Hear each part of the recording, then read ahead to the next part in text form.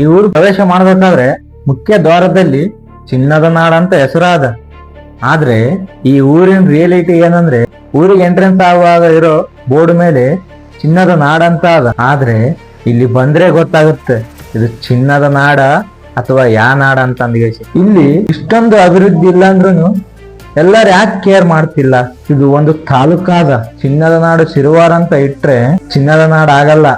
ಇಲ್ಲಿರೋ ಅನಾಭಿವೃದ್ಧಿನ ಅಭಿವೃದ್ಧಿ ಮಾಡಬೇಕು, ಇಲ್ಲಿರೋ ಸಮಸ್ಯೆಗಳನ್ನ ಬಗೆಹರಿಸಬೇಕು. ಚಿನ್ನದ ನಾಡ ಅಂತ ಇಟ್ಟಾರ, ಆದ್ರೆ ತೋಡಿದ್ರೆ ಚಿನ್ನ ಸಿಗುತ್ತಿಲ್ಲ ಗೊತ್ತಿಲ್ಲ, ಆದ್ರೆ ಚಿನ್ನದಕ್ಕಿಂತ ಹೆಚ್ಚಾಗಿ ಧೂಳು ಸಿಗುತ್ತ. ಅಷ್ಟೇ ಅಲ್ಲ, ರೋಡ್ ಸಮಸ್ಯೆನೂ ಹಂಗೆ ಅದ, ಇಲ್ಲಿರೋ ಏರಿಯಾಗಳ ಸಮಸ್ಯೆನೂ ಹಂಗೆ ಅದ. ಆದ್ರೂ ಒಬ್ರು ಪ್ರಶ್ನೆ ಮಾಡೋರಿಲ್ಲ. ಕರ್ನಾಟಕ ರಕ್ಷಣಾ ವೇದಿಕೆಯವರು ಅರೆಬೆತ್ತಲೆ ಹೋರಾಟ ಮಾಡಿದ್ರು, ಧೂಳು ಮುಕ್ತ ಸಿರುವಾರ ಮಾಡ್ರಿ ಅಂತ. ಆದ್ರೆ ರೋಡ್ ನ ಏನು ಅಭಿವೃದ್ಧಿ ಮಾಡ್ಲಿಲ್ಲ, ಸುಮ್ನೆ ಆಗಿನ ಮಟ್ಟಕ್ಕ ರೋಡ್ ಮೇಲೆ ನೀರ್ ಹೊಡೆದ್ರು. ಇದೊಂದು ತಾಲೂಕಾದ.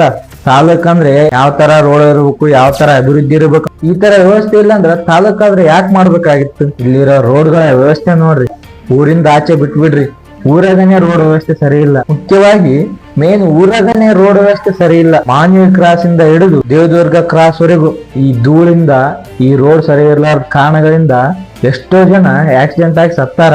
ಮಾನ್ವಿ ಕ್ರಾಸ್ ಅಲ್ಲಿ ರೋಡ್ ಸರಿ ಇರ್ಲಾರ್ದ ಧೂಳಿಂದ ಎಷ್ಟೋ ಜನ ಸತ್ತಾರ. ಅದನ್ನ ಸ್ವಲ್ಪ ಗಮನದಲ್ಲಿಟ್ಕರಿ ಜನಗಳೇ, ವಿಚಾರ ಮಾಡಿ.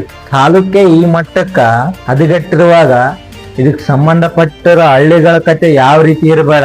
ಎಲ್ಲರೂ ಇದ್ರ ವಿರುದ್ಧ ಧ್ವನಿ ಎತ್ತವರೆಗೂ ಸಿರುವಾರ ಅಭಿವೃದ್ಧಿ ಆಗಲ್ಲ, ನಮ್ಮ ಅಭಿವೃದ್ಧಿ ಆಗಲ್ಲ. ಸಿರುವಾರ ಅಭಿವೃದ್ಧಿ ಆಗ್ಬೇಕಂದ್ರೆ ಸಿರುವಾರದ ಜನ ಎಲ್ಲರೂ ವಾಯ್ಸ್ ರೈಸ್ ಮಾಡ್ಬೇಕು. ಈ ವಿಡಿಯೋ ಇದಕ್ಕೆ ಸಂಬಂಧಪಟ್ಟ ಅಧಿಕಾರಿಗಳಿಗೆ ತಲುಪೋವರೆಗೂ ಶೇರ್ ಮಾಡಿ.